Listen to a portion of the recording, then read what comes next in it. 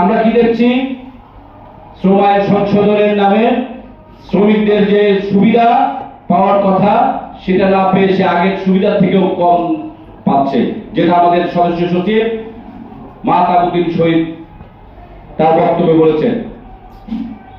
এবং আমরা একটি প্রোগ্রাম করেছিলাম আমাদের বাংলাদেশ প্রধানমন্ত্রী জনাব তারেক রহমান তার সহধর্মিণী ডক্টর জুবাইদা রহমানের সাথে, সেটা হাতিরঝিলে একটি প্রোগ্রাম হয়েছিল। এই প্রোগ্রামে তিনি নিজে বলেছিলেন যে আগামী নির্বাচনে যদি জাতীয়তাবাদী দল বিএনপি ক্ষমতায় আসে, নারী শ্রমিকদের মাতৃকালীন ছুটি 6 মাস করবে। কিন্তু সংগ্রামী বন্ধুগণ, বাংলাদেশের ওই ফ্যাসিস্টের সিন্ডিকেট এখনো রয়ে গেছে।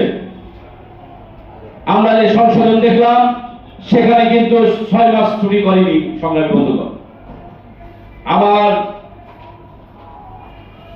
জাতীয়তাবাদী দল বিএনপির চেয়ারম্যান বাংলাদেশ প্রধানমন্ত্রী তার সহধর্মিণী যেখানে নির্বাচনের আগে প্রতিশ্রুতি দিয়েছিল মাতৃকালীন ছুটি 6 মাস করবে, সেটা কিন্তু শ্রম আইন সংসদে আমরা তা দেখতে পাই। তার কারণ এখানে ওই সিন্ডিকেট রয়ে গেছে। এই সিন্ডিকেট মালিক দ্বারা পরিচালিত, যার কারণে শ্রমিকদের যে কাঙ্ক্ষিত দাবি এটা পূরণ হয়নি। তো আমরা আগামীতে গার্মেন্টস ফেডারেশন ঐক্য পরিষদ মাতৃকালীন ছুটি 6 মাস এবং নিরাপদ কর্মসংস্থান, শিক্ষা, চিকিৎসা, বাসস্থান, শ্রমিক কলোনি এবং আমরা প্রত্যেকটি শিল্পাঞ্চলে হাসপাতাল, যে হাসপাতালে আমার শ্রমিকেরা অসুস্থ হলে চিকিৎসা পাবে, আমরা দেখতে পাচ্ছি প্রত্যেকটি শিল্পাঞ্চলে আপনারা দেখবেন বিভিন্ন ডায়াগনস্টিক সেন্টারের অভাব নাই। লক্ষ লক্ষ কোটি কোটি টাকা এখান থেকে ব্যবসায়ীরা ব্যবসা করছে, আমার শ্রমিকরা কিন্তু কোনো সুচিকিৎসা পাচ্ছে না। আমার ওখানে কারা কাজ করছে, এই ডায়াগনস্টিক সেন্টারগুলোতে চিকিৎসা পাচ্ছে, আমার শ্রমিকরা কিন্তু এত টাকা দিয়ে চিকিৎসা দিতে পারে না।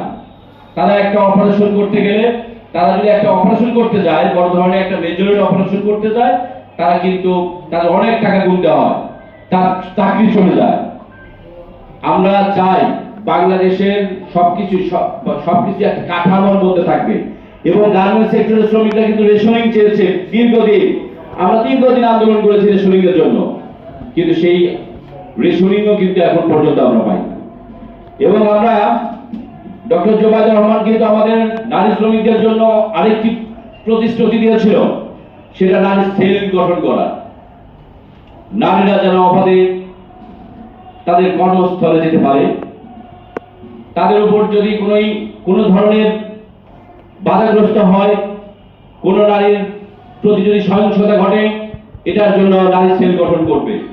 সেই নারী সেল আমরা কিন্তু এখনো দেখতে পাইনি। আমাদেরকে এটাও প্রতিশ্রুতি দিয়েছিল নারীদের জন্য আলাদা বাস দেওয়ার জন্য, বাস দিবে। তো আমরা শুনছি যে আগামীতে নারীদের কর্মস্থলে যাওয়ার জন্য বাস দিবে, নারী সেল গঠন করবে। কিন্তু আমরা তো শেষ সময় চাই না, আমরা তো এটার জন্য 5 বছর পর, 4 বছর পর চাই না, আমরা এটা এখন কার্যকর চাই। আমরা তারেক রহমান, আমাদের বাংলাদেশ সরকারের মাননীয় প্রধানমন্ত্রী, তিনি নিজে প্রতিশ্রুতি দিয়েছিলেন ফ্যামিলি কার্ড দিবে। ফ্যামিলি কার্ড দেওয়া শুরু হয়েছে না? তিনি চেয়ারে বসার পর থেকেই বিভিন্ন উপজেলায় তিনি কিন্তু ফ্যামিলি কার্ড দেওয়া শুরু করেছেন। তাহলে আমরা গার্মেন্টস শ্রমিক, আমাদের যে প্রতিশ্রুতি দেওয়া হয়েছিল, আমাদের এই প্রতিশ্রুতি পূরণ হবে না কেন? আমাদের এই যে প্রতিশ্রুতি দেওয়া হয়েছিল, আমরা যদি এই প্রতিশ্রুতি অনুযায়ী আমাদের এগুলো পূরণ করা না হয়, তাহলে এই আন্দোলনের জন্য শ্রমিকরা যদি রাজপথ আন্দোলন করে, তার জন্য দায়ী থাকবে বাংলাদেশের বর্তমানে যারা এই সিন্ডিকেটের সাথে জড়িত মালিক এবং ওই গার্মেন্টস টিসিসি এবং আইন সংশোধনকারী যারা আছে, যারা আইন সংশোধন করছে, তারাই এর দায় দায়িত্ব দিবে।